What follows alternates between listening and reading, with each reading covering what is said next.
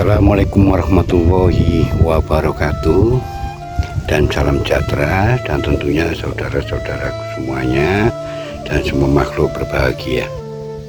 Saudara, kita ucapkan rasa syukur ya kepada Allah Subhanahu wa Ta'ala dengan mengucapkan hamdalah alhamdulillahirabbil alamin. Saudaraku semuanya yang berbahagia, sudah saatnya hidup ini harus menyerahkan diri kita kepada Allah, menyerahkan kehidupan kita ini kepada Allah, karena Allah lah sebagai pemiliknya yang sebenarnya, dan Allah lah yang kita yakini bahwa Allah lah yang maha kuasa, maha memiliki dan segala kemahaannya.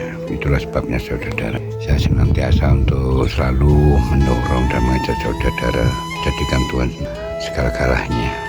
Apapun kehidupan kita di dunia ini, sukses atau tidak sukses, semua karena Allah. Saudara, kita ini tidak pernah menciptakan hidup. Kalau kita tidak menciptakan hidup, bukan yang membuat kehidupan, artinya bagaimana kita mengerti hidup yang sebenarnya. Dan kan kehidupan ini begitu luasnya, begitu besarnya, dan kita tidak tahu di balik kehidupan ini ada apa ya yang tidak bisa kita hitung. Dengan kejadian-kejadian hidup ini, keadaan-keadaan yang terjadi itulah menunjukkan bahwa semua ini ada di dalam kehidupan ini, semua terkandung di situ. Dengan kita manusia ya, sudah jelas bahwa manusia ini sesungguhnya bodoh ya, tidak mengerti apa-apa, tidak bisa apa-apa, tidak tahu apa-apa. Pertama, kita buktikan bahwa manusia tidak tahu apa-apa. Setiap kejadian yang terjadi seperti musibah, masalah dan sebagainya, itu karena kita tidak tahu.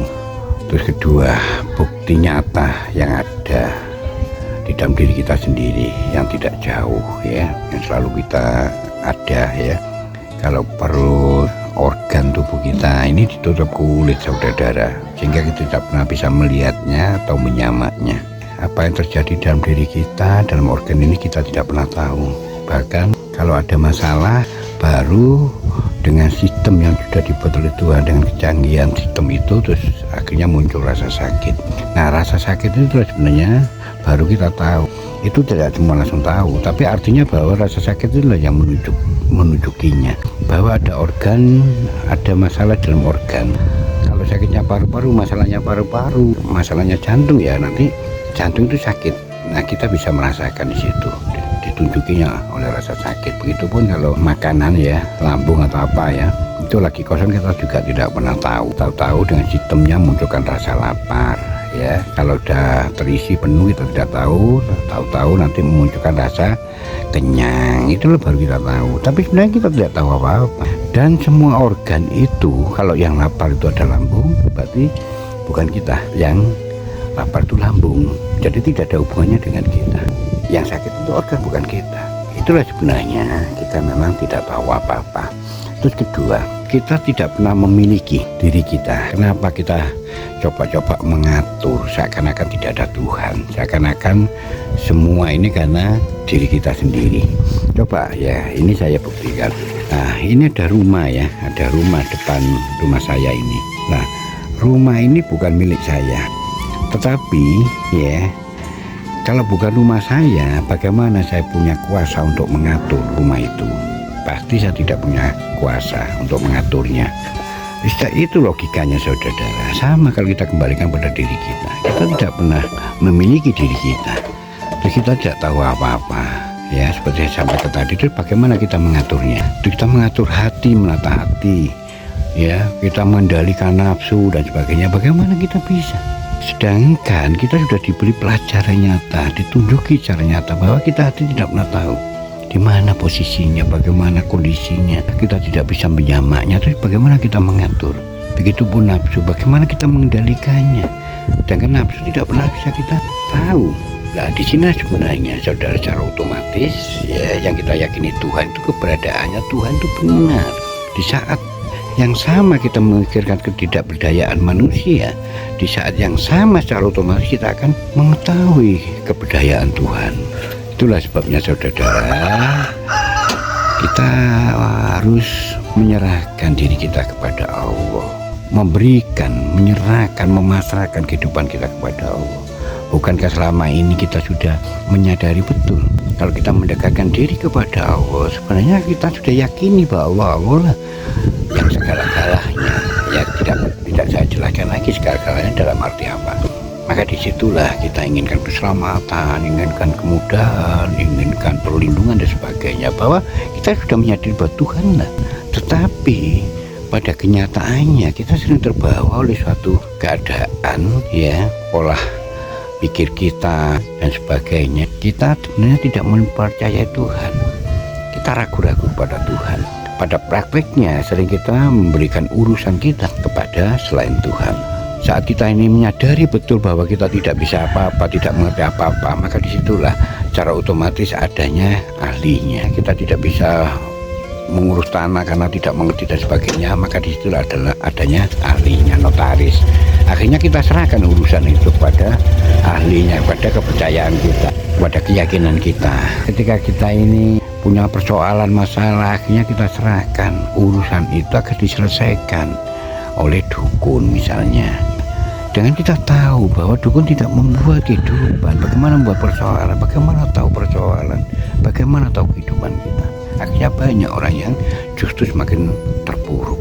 Terus kalaupun terselesaikan, kita dibawa oleh suatu keadaan di mana itu mengalihkan keimanan kita. Seakan-akan dukun itulah yang membuat solusi, menyelesaikan masalah kita. Akhirnya terkondisikan kita percaya dan meyakini, akhirnya kita terbiasa dan menjadikan kebiasaan kita untuk melakukan bergantung kepada dukun. Itulah sebabnya saudara-saudara, di hidup kita ini semakin jauh dari Tuhan. Bagaimana perasaan diri kita?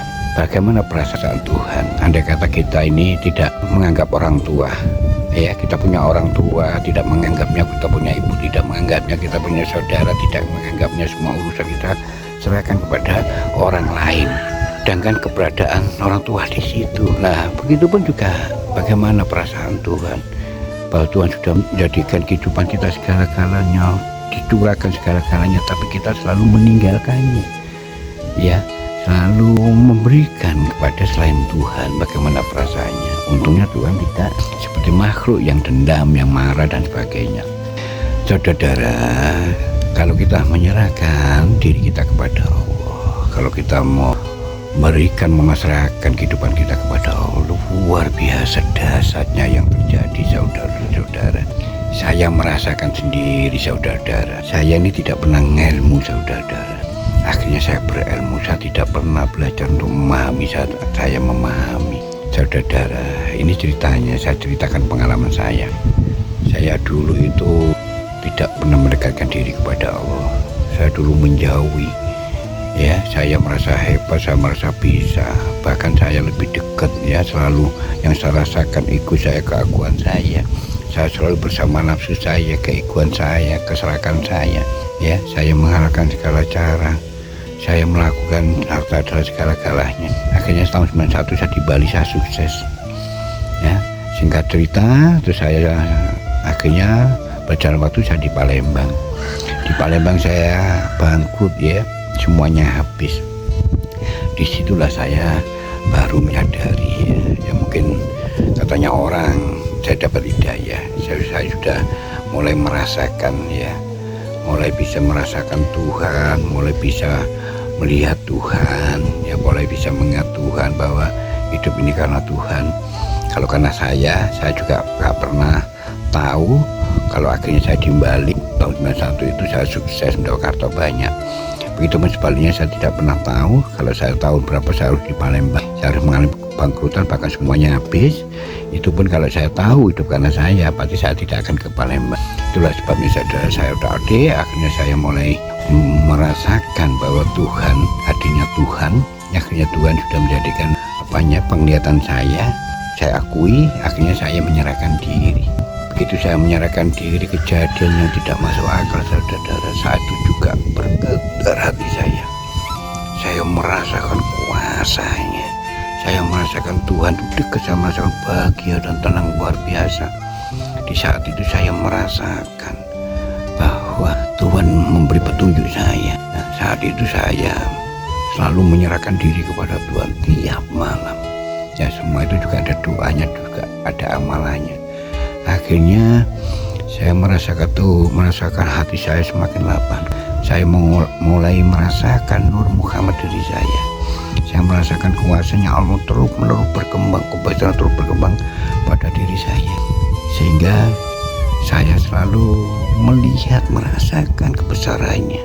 Ya, saya mulai merasakan mata saya ini sudah melihat karena kebesarannya. Saya merasakan bahwa mata saya memandang karena kuasanya. Selalu ada, selalu mengisi dalam diri saya, saudara-saudara. Pernah suatu ketika ada orang kesurupan di daerah saya ikut melihat dan saya ikut mendekat.